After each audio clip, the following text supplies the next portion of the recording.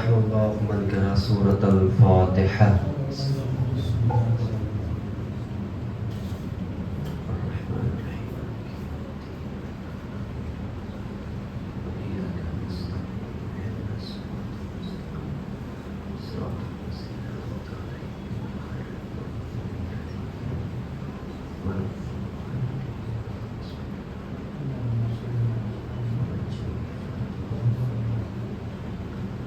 لا حول ولا قوة إلا بالله العلي العظيم.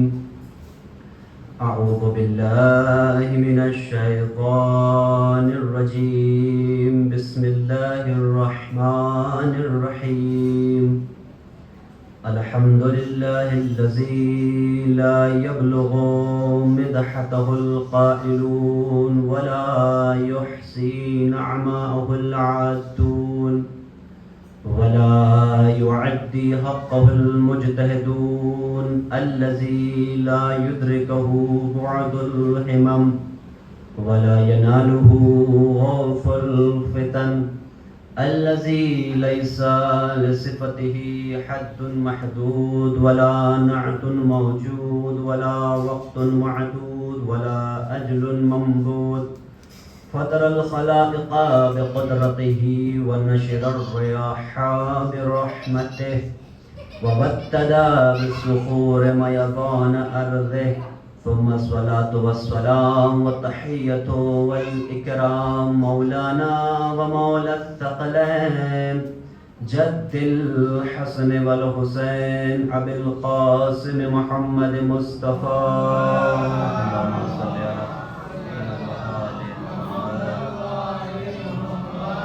وعلى أهل بيته الطيبين الطاهرين المعصومين المظلومين المنتخبين المنتجبين ولعنة الله على أعدائهم أجمعين من يومنا هذا إلى قيام يوم الدين. أما بعد فقد قال رسول الله صلى الله عليه وآله وسلم: بسم الله الرحمن الرحيم. حسین منی وأنا من الحسین. درود پڑھتے ہیں محمد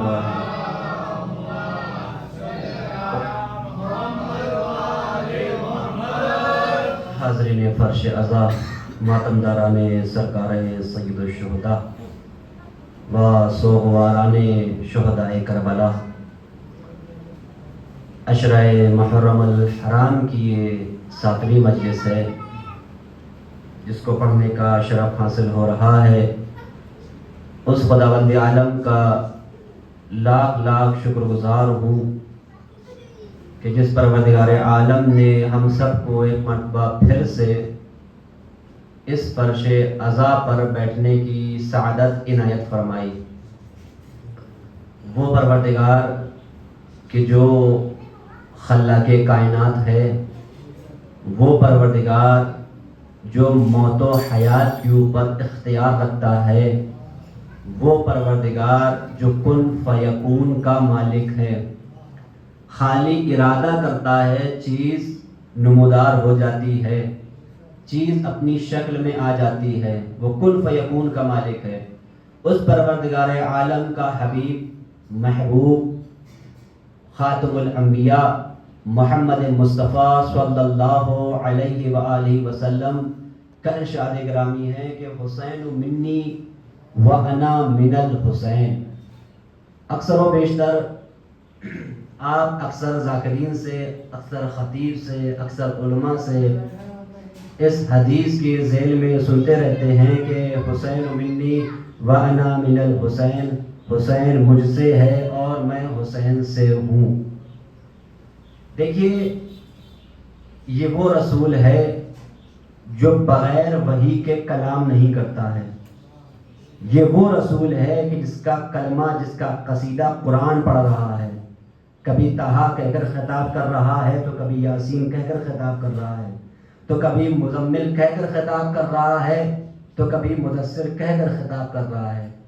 کون خطاب کر رہا ہے؟ اللہ کہہ رہا ہے قرآن میں اپنے حبیب کو. کبھی طٰہٰ کہہ رہا ہے، کبھی یاسین کہہ رہا ہے، کبھی مزمل کہہ رہا ہے، کبھی حل عطا کہہ رہا ہے، کبھی رحمت للعالمین کہہ رہا ہے۔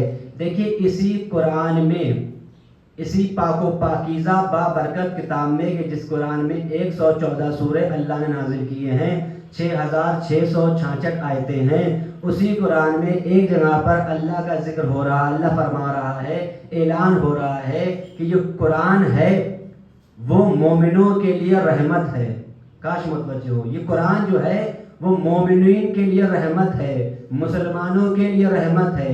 دیکھیے قرآن جو ہے وہ اللہ کی کتاب ہے، پاک و پاکیزہ کتاب ہے، جو بابرکت ہے، لا ریب ہے، بے عیب ہے، کہ جس میں کسی بھی شک و شبہ کی گنجائش نہیں ہے۔ یہ لوگوں کے لیے رحمت بنا کر بھیجا گیا ہے۔ کون؟ قرآن۔ اسی طرح سے پروردگار عالم نے، اللہ نے قرآن میں ایک اور آیت کا نزول کیا۔ اللہ نے کیا فرمایا کہ جو رسول جو ہے، میں تمہارے درمیان جس رسول کو بھیج رہا ہوں وہ تمہارے لیے رحمت ہے۔ دیکھیے قرآن بھی لوگوں کے لیے رحمت ہے، رسول بھی لوگوں کے لیے رحمت ہے، اس لیے کہ اللہ نے رسول کو رحمت للعالمین بنا کے بھیجا، عالمین کے لیے رحمت بنا کر بھیجا۔ وہی رسول اپنی زبان رسالت سے کہہ رہا ہے کہ حسین منی و انا من الحسین، حسین مجھ سے ہے، میں حسین سے ہوں۔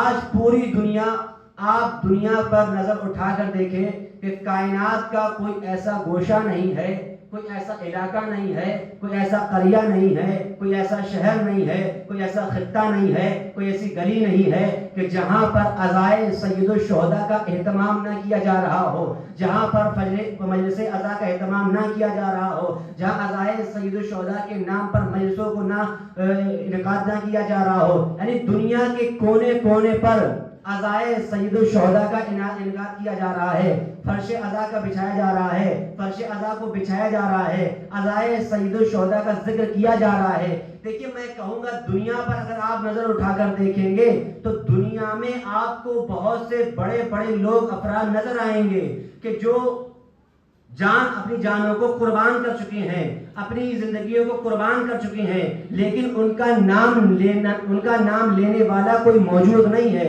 ان کا ذکر کرنے والا کوئی موجود نہیں ہے، ان کا تذکرہ کرنے والا کوئی موجود نہیں ہے۔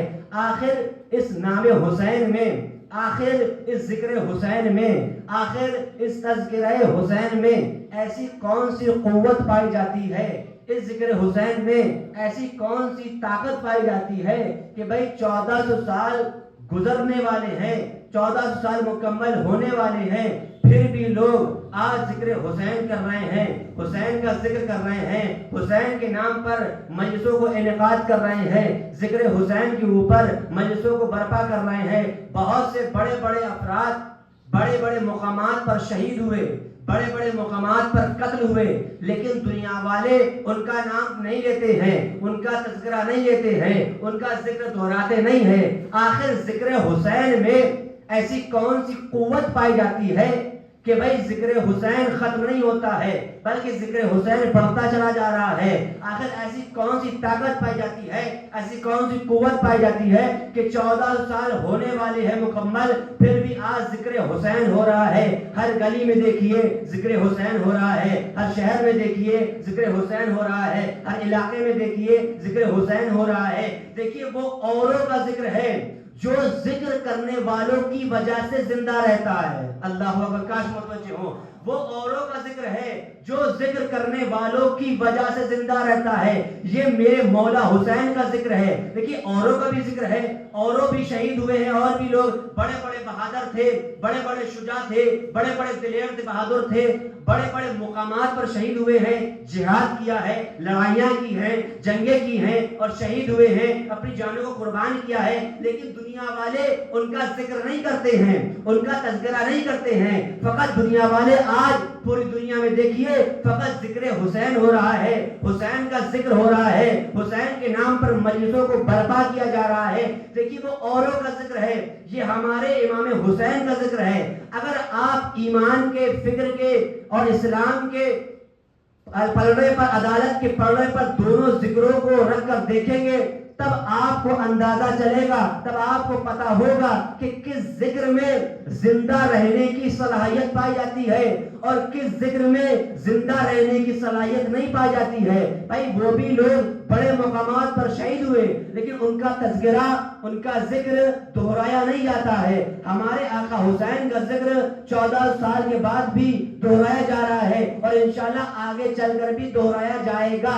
دیکھیں یہ ہمارے مولا حسین کا ذکر ہے، وہ اوروں کا ذکر تھا جو ذکر کرنے والوں کی وجہ سے زندہ تھا، لیکن یہ میرے آقا حسین کا ذکر ہے جو ذکر کرنے والوں کی وجہ سے زندہ نہیں رہتا ہے بلکہ ذکر کرنے والوں کو زندہ رکھتا ہے۔ اللہ اکبر، درود پڑھیں محمد و آل محمد پر، صلی علی محمد و آل۔ یہ میرے یا علی، یہ میرے آقا حسین کا ذکر ہے جو ذکر کرنے والوں کی وجہ سے زندہ نہیں ہے بلکہ ذکر کرنے والوں کو زندہ رکھتا ہے۔ آپ نگاہ اٹھا کر دیکھیے دنیا پر کونے کونے میں ذکر حسین ہو رہا ہے، حسین کے نام پر سبیلیں لگائی جا رہی ہیں۔ بھائی اپنے تو اپنے ہیں، غیر بھی امام مولا حسین کا ذکر کرتے ہوئے نظر آ رہے ہیں۔ آپ دیکھیے تاریخ اٹھا کر، آپ انڈیائی کی اپنی اسی ہند کی تاریخ اٹھا کر دیکھیے، خالی شیعہ ادنا عشری ہی حسین کے نام پر سبیلوں کو نہیں لگا رہے ہیں۔ امام حسین کے نام پر خالی شیعہ ادنا عشری ہی مجلسوں کو برپا نہیں کر رہے ہیں، بلکہ نہ جانے کتنے ہندو برادران حسین کے نام پر فرش ازا کو بچھا رہے ہیں، حسین کے نام پر سبیلوں کو لگا رہے ہیں، حسین کے نام پر پانی پلا رہے ہیں، کیونکہ ان کے دلوں میں انسانیت بستی ہے۔ اس لیے کہ حسین کسی ایک فرد کا نہیں ہے، خالی شیعوں کے حسین نہیں ہے، بھائی ہر حسین اس انسان کے ہیں کہ جس کے دل میں انسانیت بستی ہے۔ یاد رکھیے گا، جس کے دل میں انسانیت جاگ رہی ہے اس کے حسین ابن علی ہے۔ رسول اللہ فرما رہے ہیں کہ حسین منی وانا من حسین، حسین مجھ سے ہے اور میں حسین سے ہوں۔ دیکھیے جس طرح سے پروردگار عالم نے ہمیں عبادت کے لیے پیدا کیا ہے، اسی طرح سے پروردگار عالم نے ہمیں حسین پر گریہ کرنے کے لیے خلق کیا ہے۔ یاد رکھیے گا، جس طرح سے پروردگار عالم نے اللہ نے اپنی عبادت کے لیے پیدا کیا، اسی طرح سے حسین ابن علی کے اوپر رونے کے لیے پیدا کیا۔ ہم تو بہت دور کی بات ہے، نبیوں نے بھی امام حسین کے جب نام نامی کو دیکھا، نام نامی کو سنا تو آنکھیں اشکبار ہو گئی۔ جب اولیاءوں نے دیکھا، ولیوں نے دیکھا، اوصیاؤں نے دیکھا، یعنی خاصان خدا نے دیکھا، جب نام حسین کو سنا تو ان کی آنکھوں سے اشک جاری ہو گئے۔ دیکھیں یہ ہمارا یہاں پر فرش ازا پر رونا، نام حسین پر رونا فضول نہیں ہے، اس لیے کہ پروردگار عالم نے جناب موسیٰ نے، یہ محکم حدیث ہے، اگر کوئی انسان اس کی دلیل مانگے، ثبوت مانگے، ریفرنس مانگے، اس کی ثبوت، اس کا ریفرنس میرے پاس موجود ہے، آ کر مجھ سے دریافت کر سکتا ہے۔ اللہ نے جناب موسیٰ سے کہا کہ اے موسیٰ، جو اللہ کے کلیم ہیں، اللہ کے کلیم اللہ ہیں، اللہ کے نبی ہیں، اللہ کے بندے ہیں، خاصان خدا ہیں، اللہ کہہ رہا ہے اے موسیٰ، اگر اس روئے زمین کے اوپر اگر محمد کے امتیوں میں سے کوئی امتی رسول کے نواسے کے اوپر اپنی آنکھوں سے اشکوں کو جاری کرے گا، چاہے اس کی آنکھوں سے ایک قطرہ ہی آنسو نہ ٹپکے، چاہے ایک قطرہ ہی آنسو کیوں نہ ٹپکے، تو میں قسم خدا کی، میں خدا اس انسان کو 100 شہداء کا ثواب عنایت کروں گا۔ اللہ اکبر، 100 شہید کا اس کو ثواب عطا کروں گا، جو راہ خدا میں جنہوں نے اپنی قربانیوں کو پیش کیا تھا۔ یعنی جو انسان اپنی آنکھ سے ایک قطرہ آنسو ٹپکاتا ہے، ایک قطرہ آنسو بہاتا ہے، تو خدا بند عالم اس کو 100 شہداء کا ثواب عنایت کرتا ہے۔ دیکھیں خالی ہم ہی نہیں گریہ کرتے ہیں، بلکہ خاصان خدا نے بھی گریہ کیا، انبیاء کرام نے بھی گریہ کیا، اولیاءوں نے بھی گریہ کیا، یعنی اللہ کے تمام خاصان خداؤں نے بھی گریہ کی جب نام حسین کو دیکھا، نام حسین کو سنا۔ دیکھیے حسین کی عزاداری، حسین کا ذکر انسان کو گناہوں سے دور کرتی ہے۔ یاد رکھیے گا، ابھی میں واقعہ پیش کروں گا تب آپ کو نتیجہ سامنے نظر آئے گا نکل کے کہ مولانا کیا کہہ رہے ہیں کہ ذکر حسین، مجلس حسین انسان کو گناہوں سے دور کرتی ہے۔ گناہگار کو ذکر حسین جو ہے وہ گناہگار کو توبہ کی توفیق دیتی ہے. بہت بڑا جملہ میں نے آپ کی بارگاہ میں کہا ہے کہ مجلس حسین، ذکر حسین گناہگار کو توبہ کی توفیق دیتا ہے. تاریخ نے ایک واقعہ لکھا کہ مولا کا چاہنے والا ہے، مولا حسین کا عاشق ہے، ایام عزائے حسینیہ چل رہے ہیں. یہ واقعہ جو ہے کتاب کا نام ہے دمۃ الثاقبہ، معتبر کتاب ہے شیعہ اثنا عشری کی. جس طرح سے کتب اربع ہیں، انہی کتب اربع میں سے ایک ہے دمۃ الثاقبہ، بہت معتبر کتاب ہے. اس میں یہ واقعہ درج ہے، لکھا ہوا ہے کہ ایک مولا کا چاہنے والا تھا، مولا حسین کا عاشق حسین، کہ اس نے اپنے گھر میں امام حسین کی مجلس کا انعقاد کیا. تمام کے تمام لوگوں کو، رہنے والوں کو بلایا، دعوت دی مجلس حسین کی، آؤ کہ ہمارے یہاں مجلس حسین کا انعقاد ہے، آپ آئیے ہمارے مجلس حسین میں. آئے لوگ مجلس حسین میں. تو ایک مرتبہ اب جب مجلس حسین جس نے کی تھی، انعقاد کی تھی، حسین کی مجلس کا تذکرہ کرنا چاہا تھا، جس نے مجلس حسین کا ذکر کرنا چاہا تھا، تو اس نے نظر مولا کا بھی اہتمام کیا تھا. اب جب اس نے نظر مولا کا اہتمام کیا، کھانا پک رہا ہے چولہے کے اوپر، دیگ چڑھی ہوئی ہے، بھگونے کے بھگونے پک رہے ہیں، نظر مولا پک رہا ہے، تیار ہو رہا ہے. اب لوگ مجلس حسین میں مصروف ہیں. مجلس حسین میں عجیب روحانی کیفیت ہے. عاشق حسین ہے، مولا حسین کے چاہنے والے ہیں، عزاداروں کو بلایا ہے، مدعو کیا ہے، دعوت دی ہے، نظر مولا کا اہتمام ہے، چولہے کے اوپر دیگیں چڑھی ہوئی ہیں، کھانا پک رہا ہے. اب لوگ مجلس حسین میں حسین کی عزاداری میں مشغول ہو گئے ہیں. تو اس کتاب میں دمۃ الثاقبہ میں یہ تحریر ہے کہ اسی عزادار کے قریب ایک خاتون کا گھر تھا، ایک عورت، ایک لیڈیز کا گھر کا تھا، جو بہت ہی گناہگار تھی، بہت ہی دنیا میں بیکار سمجھی جاتی تھی، بہت ہی اپنے معاشرے میں بیکار سمجھی جاتی تھی، گناہگار تھی. یعنی الفاظ منبر سے بیان نہیں کیا جاتے کہ کتنی گناہگار تھی. یعنی یوں کہا جائے کہ وہ فاحشہ عورت تھی. اب آپ اندازہ لگا سکتے ہیں، وہ گناہگار عورت تھی جس کا گھر اس عزادار کے گھر کے قریب تھا. اب وہ فاحشہ عورت، گناہگار عورت اپنے گھر آئی، تھکی ماندی، تو اس کو بھوک کا غلبہ ہوا.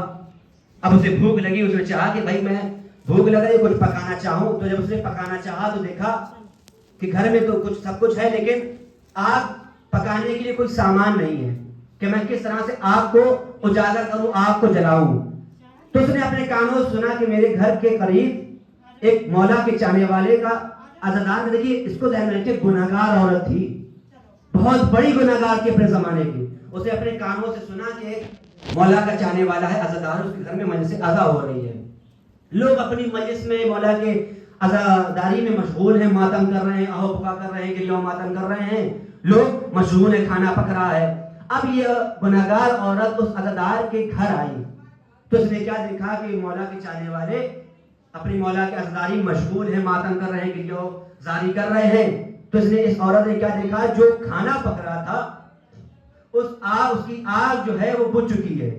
اب جیسے کہ اس نے یہ دیکھا کہ آگ جو ہے وہ خاموش ہو چکی ہے، بجھ چکی ہے، تو ایک مرتبہ اس نے یہ خیال کیا بھائی عزادار ہیں، ماتم کر رہے ہیں، گریہ زاری کر رہے ہیں، جب یہ ماتم کر چکے ہوں گے تو ان کے اوپر بھوک طاری ہوگی، بھوک کا غلبہ طاری ہوگا، بھوک کا احساس ہوگا، تو کیوں نہ میں اس آگ کو دوبارہ روشن کروں تاکہ نظر مولا اچھی طرح سے پک جائے.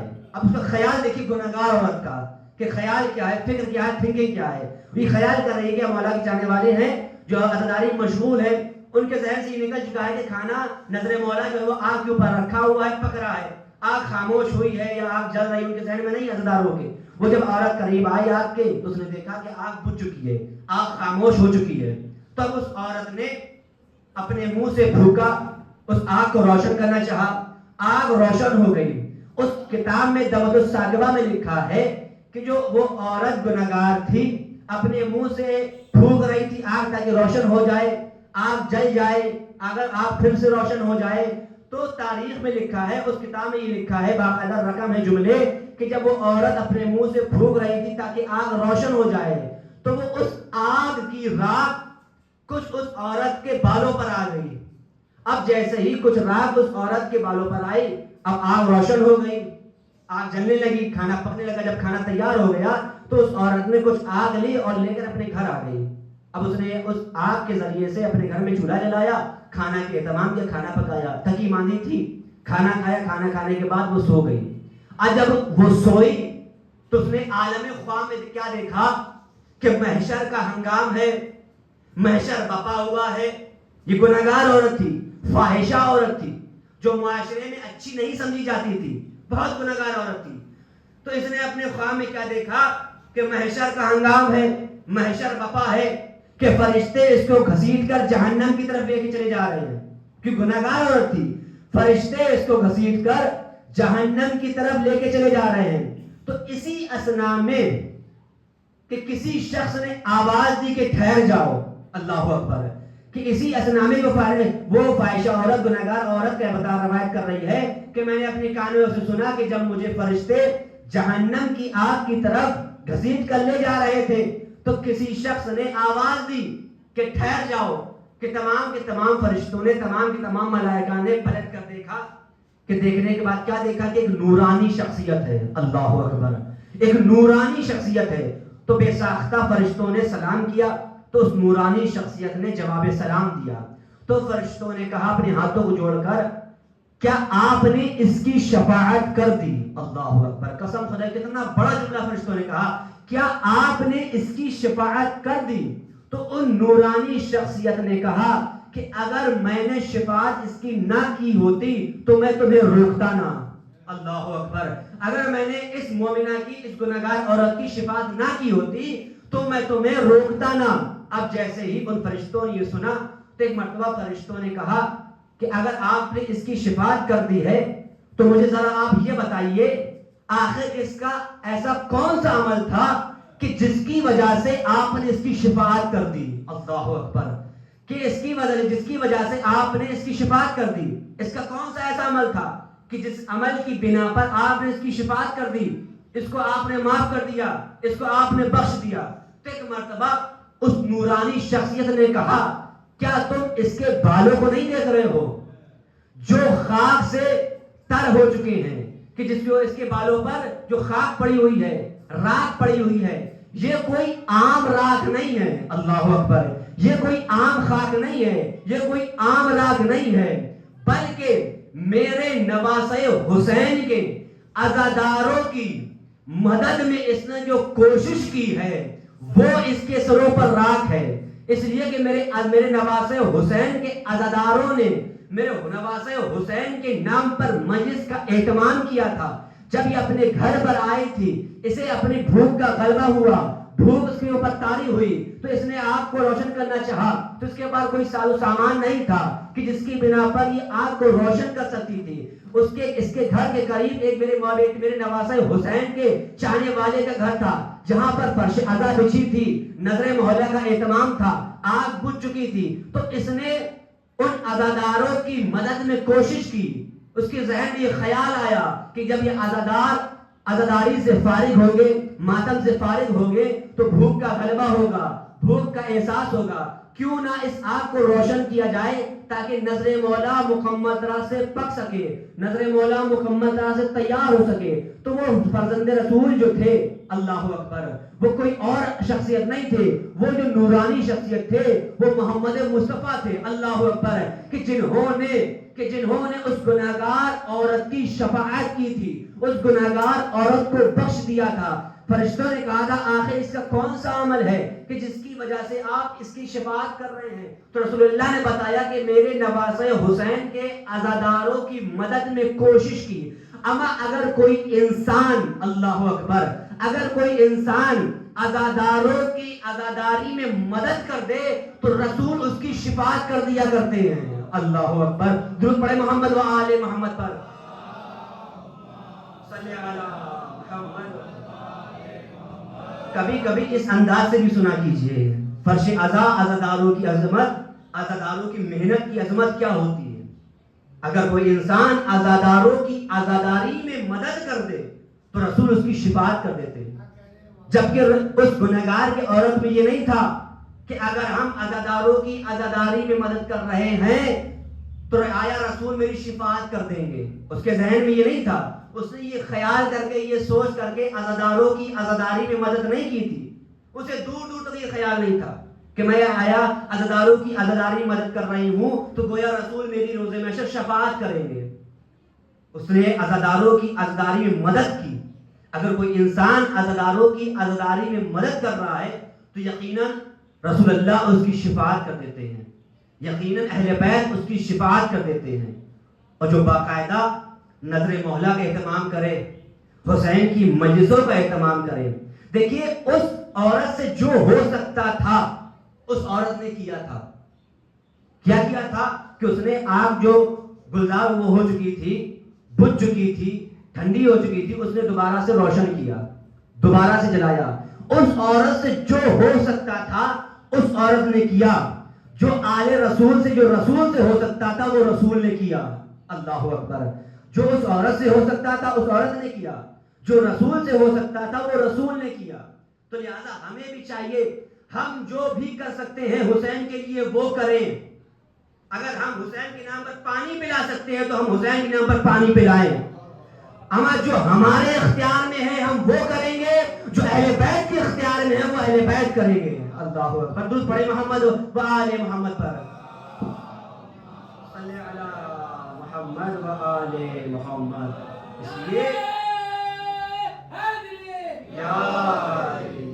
اس لیے کہ عزاداری کوئی معمولی چیز نہیں ہے.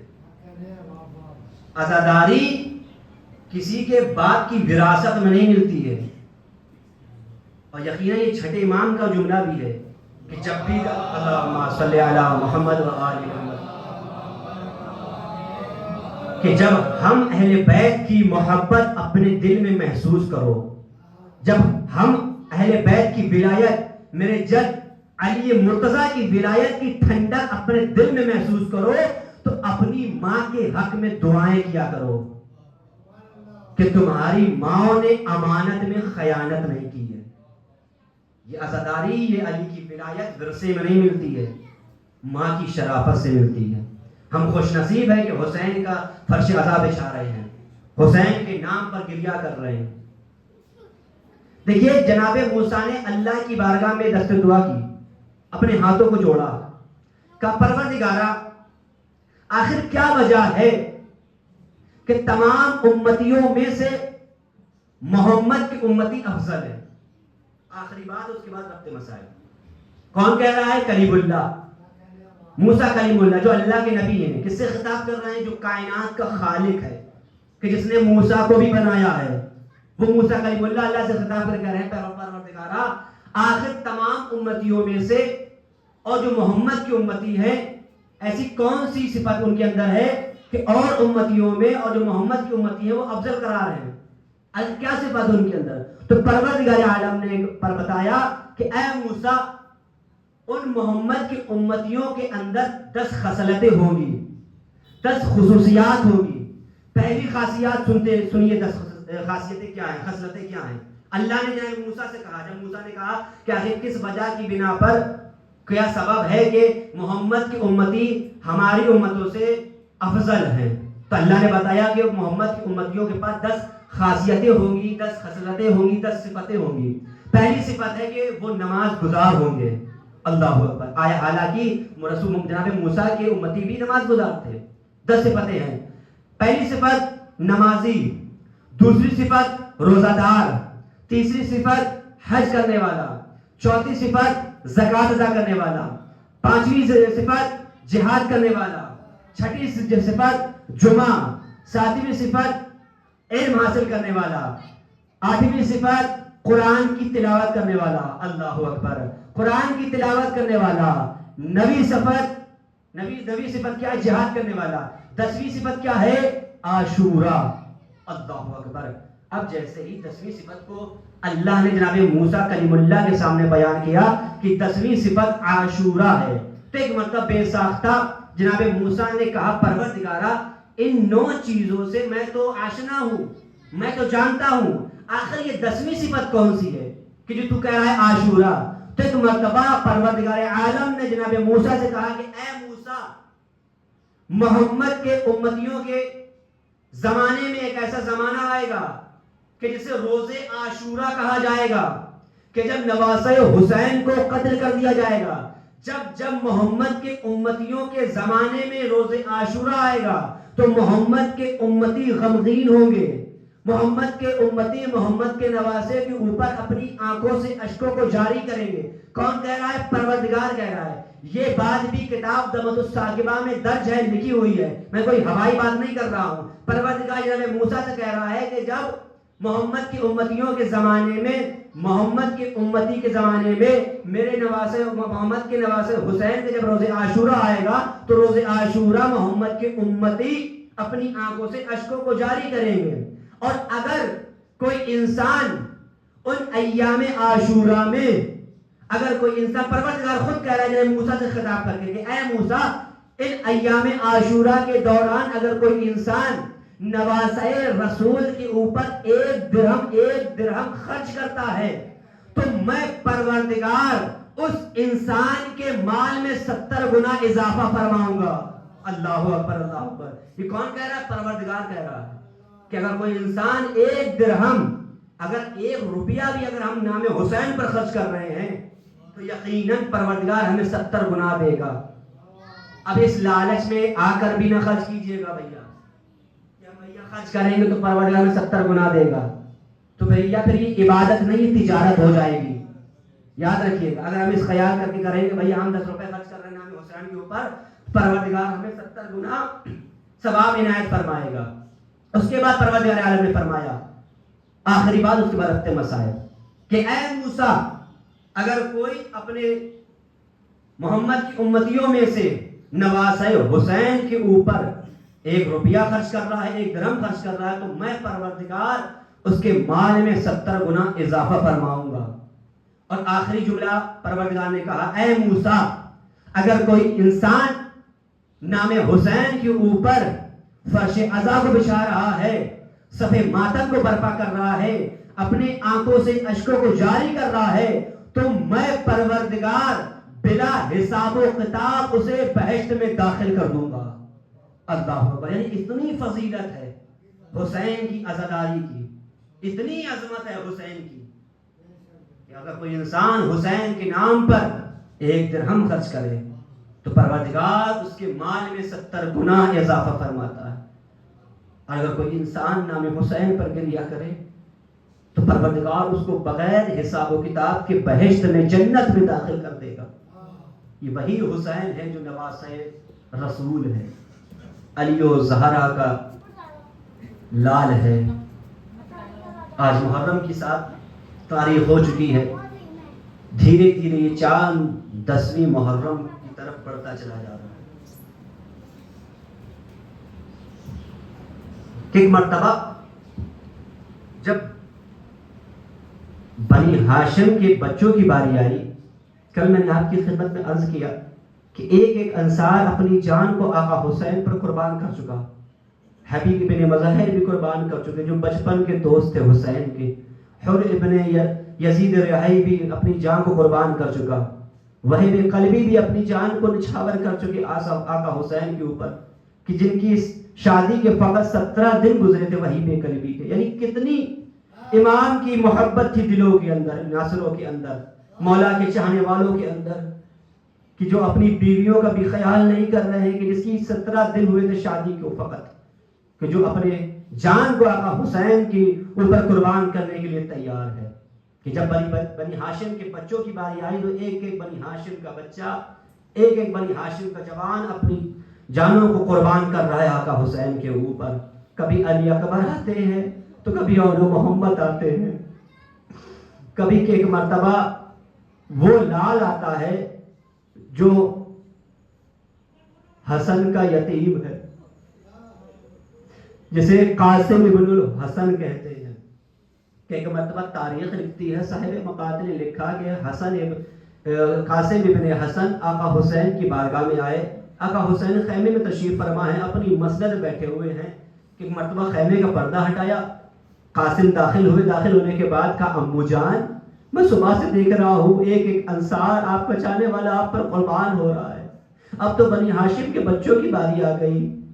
تاریخ نے لکھا کہ ایک مرتبہ جناب قاسم نے اپنے امو سے کہا، چچا سے کہا، اے چچا جان میں بھی مرنے کی اجازت طلب کرنے کے لیے آیا ہوں، کہ ایک مرتبہ آقا حسین نے کہا اے میرے بھتیجے قاسم، تم میرے مرحوم بھائی کی نشانی ہو، میں تمہیں مرنے کی کیسے اجازت دے دوں؟ جو صاحب اولاد ہے اللہ اکبر، ان کا دل پھٹ جائے گا، اے میرے بھتیجے قاسم میں تمہیں مرنے کی کیسے اجازت دے دوں؟ تم تو میرے مرحوم بھائی کی آخری نشانی ہو، جب میں اپنے بھائی کی زیارت کا مشتاق ہوتا ہوں تب میں تمہاری زیارت کر لیا کرتا ہوں، میں تمہیں کیسے اجازت دے دوں؟ لیجئے تاریخ نے لکھا کہ حسین ابن علی نے اجازت نہ دی۔ ایک مرتبہ قاسم ابن حسن خیمے سے باہر آئے، خیمے کی پشت پر آئے، زانوں کے اوپر سر کو رکھا، زاروں قطار گریہ کر رہے ہیں۔ جناب زینب اولیاء مقام کے خیمے میں ام فروا موجود ہیں، تمام کی تمام بیویاں موجود ہیں۔ تو ایک مرتبہ ام فروا کے کانوں میں جناب قاسم کی رونے کی آواز گئی، تو ایک مرتبہ ام فروا نے کہا a baby Zainab, a baby زینب، شاید میرا قاسم گریہ کر رہا ہے، شاید میرا قاسم رو رہا ہے۔ تو ایک مرتبہ ام فروا نے خیمے کا پردہ ہٹایا تو کیا دیکھا؟ خیمے کی پشت پر قاسم اپنے سر کو جھکا کر زانوں پہ رکھے ہوئے گریہ فرما رہے ہیں۔ تو ایک مرتبہ ام فروا کہتی اے میرے لال قاسم، کیا وقت آ گیا ہے کہ تم گریہ کر رہے ہو؟ ماں کے ہوتے ہوئے تم گریہ کر رہے ہو؟ قسم خدا کی جو یتیم بچے ہوتے ہیں تو بیواؤں کا دل پھٹ جاتا ہے کہ میرے بچے کے اوپر کس نے ظلم ڈھایا، میرے بچے کو کس نے تماچا مار دیا ہے۔ اگر یتیم رونے لگتے ہیں تو یقیناً بیواؤں ماں کا دل پھٹ جاتا ہے۔ ایک مرتبہ ام فرما نے کہا اے بیٹا قاسم، آخر کیا سبب ہے، کیوں گریہ کر رہے ہو؟ ایک مرتبہ جناب قاسم نے کہا اے اما فرما، میں چچا حسین کی خدمت میں گیا تھا، میں اجازت مانگنے گیا تھا، جنگ کی اجازت لینے کے لیے گیا تھا، لیکن چچا نے اجازت نہیں دی۔ ایک جملہ کہا تم میرے بھائی مرحوم کی آخری نشانی ہو، میں تمہیں کیسے اجازت دے دوں؟ ایک مرتبہ جب امام حسن کا آخری وقت تھا، اس دنیا سے رخصت ہو رہے تھے امام حسن، تو ایک مرتبہ امام حسن نے جناب قاسم کے بازو پر ایک تعویذ باندھا تھا۔ ام فروا کو خیال آیا کہ ایک مرتبہ جناب قاسم سے کہا اے قاسم، اگر تمہیں یاد ہے کہ تمہارے بابا نے تمہارے بازو پہ جو تعویذ باندھا تھا اور وہی وصیت کی تھی کہ جب میرے بھیا حسین پر مصیبت کا پہاڑ ٹوٹ پڑے تو اس تعویذ کو کھول لینا اور اس تعویذ میں جو تحریر ہو اس پر عمل کرنا۔ کہ مرتبہ ام فروا نے اس تعویذ کو کھولا، قاسم نے اس تعویذ کو پڑھا تو اس میں لکھا ہوا تھا کہ میرے بیٹا قاسم، جب تمہارا چچا نرغے آدھا میں گھرا ہوا ہو تو اپنی جان کو اپنے امو کے اوپر، اپنی چچا کے اوپر قربان کر دینا۔ کہ مرتبہ جناب قاسم کے چہرے کے اوپر تبسم نمودار ہوا۔ کہ مرتبہ تحریر کو لیا، تحریر کو لینے کے بعد، تعویذ کو لینے کے بعد چچا کی بارگاہ میں آئے، کہا چچا لیجئے آپ کے بھائی نے یہ تعویذ کہا ہے، بطور ہدیہ دیا ہے۔ کہ ایک مرتبہ حسین نے اپنے بھائی کی تعویذ کو اپنے ہاتھوں پہ لیا، حسین نے جیسے تعویذ کو ہاتھوں پہ لیا، بوسا لیا آنکھوں سے، لبوں سے لگایا اور پڑھنا شروع کیا۔ زاروں قطار گریہ کر رہے ہیں، جیسے ہی جملہ پڑھا کہ جب تمہارا میرا بھائی حسین نرغے آدھا میں گرا ہو تو بیٹا قاسم اپنی جان کو قربان کر دینا۔ لیجئے وہ وقت بھی قریب آیا، حسین نے قاسم کو اجازت دی، جناب زینب سے صندوق منگایا، حسن کا امامہ قاسم کو پہنایا، زرا پہبا پہنائی، قبا پہنائی۔ لیجئے جناب قاسم کو رہوار پر حسین نے خود سوار کیا۔ لیجئے حسن کا یتیم میدان میں آیا، میدان میں آنے کے بعد اشکیا سے جنگ کر رہا ہے۔ ارے کہاں تک جنگ کرتا؟ حسن کا لاڈلا، حسن کا یتیم قاسم کہاں تک فوج یزیدی سے لڑتا؟ کہ مرتبہ تاریخ نے لکھا ہے کہ فوج یزیدی میں ایک نامور پہلوان تھا کہ جس کا نام ارزق تھا، جس کے نام بہت چرچا ہوا کرتا تھا، بہت بڑا پہلوان تھا۔ کہ مرتبہ جب وہ میدان میں آیا قاسم سے لڑنے کے لیے، حسین خیمے سے درے خیمہ سے دیکھ رہے ہیں کہ میرا بھتیجا جنگ کر رہا ہے۔ کہ مرتبہ اپنے ہاتھوں کو حسین نے بلند کیا، کہا اے پروردگارا میرے بھتیجے قاسم کی خیر ہو۔ کہ مرتبہ عجیب منظر ہے، قیامت برپا ہو گئی۔ کہ مرتبہ عمر سعد نے حکم دیا کہ علی کا پوتا ہے، حسن کا بیٹا ہے، اس کے اوپر ایسے قابو نہیں پا سکو گے۔ کہ مرتبہ تمام کی تمام فوجیں سمٹ آئیں، یک بار کی سب نے حملہ کیا۔ کہ مرتبہ قاسم زین پر سنبھل نہ سکے، ایک ظالم نے جناب قاسم کے پیشانی پر گرز مارا، جناب قاسم زین زمین سے زمین پر آئے، ایک مرتبہ خیمے کا رخ کر کے اپنے امو کو آواز دی، السلام علیک یا امو، اے چچا آپ پر ہمارا سلام ہو، یا ادرکنی، میری مدد کو آئیے۔ حسین خیمے سے نکلے، کیا منظر دیکھتے ہیں، دائیں جانب کے گھوڑے، بائیں جانب کے گھوڑے، دائیں جانب، ارے قاسم کا لاشا گھوڑوں سے پامال ہو رہا ہے۔ حسین اس وقت لاشا قاسم پر پہنچے، جب قاسم کا لاشا گھوڑوں کے سموں سے، گھوڑوں کی ٹاپوں سے پامال ہو چکا تھا، ایک مرتبہ حسین نے کہا قاسم اپنے چچا کو معاف کرنا۔ چچا نے آنے میں دیر کی، ارے تاریخ بتاتی ہے، قسم خدا کی قیامت کا جملہ ہے، تاریخ بتاتی ہے کہ حسین زانو ہو کر بیٹھے، ابا کا دامن بچھایا، ابا کا دامن بچھایا، اس لیے کہ تاریخ نے لکھا ہے کہ قاسم کا بازو الگ ہو گیا تھا، ہاتھ الگ ہو گیا تھا، انگلیاں الگ ہو گئی تھی۔ ایک مرتبہ حسین نے اپنی ابا کا دامن بچھایا، ابا کا دامن بچھانے کے بعد قاسم کے ٹکڑوں کو، قاسم کی لاش کے ٹکڑوں کو اکٹھا چننا شروع کیا۔ تاریخ نے لکھا ہے اور علماء بھی کہا کرتے ہیں کہ کاش کا شاید قاسم کے ٹکڑوں کو حسین نے اس انداز سے چنا ہوگا کہ ایک مالی جس طرح سے صبح ہو کر پھولوں کو اکٹھا کرتا ہے، اسی انداز سے حسین بن علی نے قاسم کے لاشی کے ٹکڑوں کو چنا ہوگا، گٹری بنائی، خیمے میں لے کر آئے، کہا اُمّے فروا تیرے لال کی برات آ گئے۔ ایک مرتبہ خیمے سے اُمّے فروا باہر نکلی، کیا قیامت کا منظر ہے، کہا میرا قاسم قدیم قد والا تھا، یہ کیا قیامت وفا ہو گئی کہ ایک گٹری میں قاسم کا لاشا۔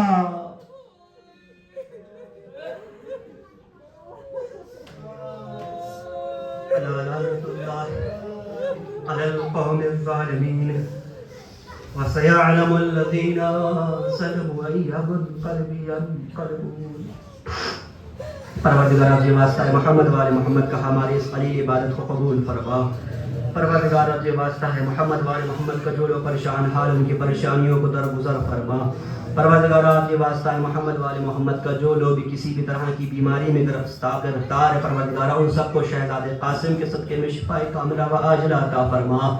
پروردگار آپ یہ واسطہ ہے محمد وآل محمد کا جو لوگ بھی کسی بھی طرح کی پریشانی میں گرفتار ان سب کی پریشانیوں کو دور فرما۔ اے میرے خدایا جتنے بھی حاضرین ہیں ان سب کی دلی حاجاتوں کو قبول فرما۔ پروردگار جو واسطہ ہے محمد وآل محمد کا ظالمین کو نیست و نابود کر دے۔ اے میرے خدایا جو واسطہ ہے محمد وآل محمد کی عظمتوں کا کہ منتقیم خون امام حسین فرزند زہرا یوسف زہرا امام زمانہ عجل اللہ تعالی فرجہ الشریف کے ظہور میں تعجیل فرما، اور ہم سب کو اس قابل بنا کہ آخری امام کے ظہور میں ان کے آوان و انصار میں شمار ہو سکے۔ ربنا تقبل انک انت السمیع العلیم ماتم حسین۔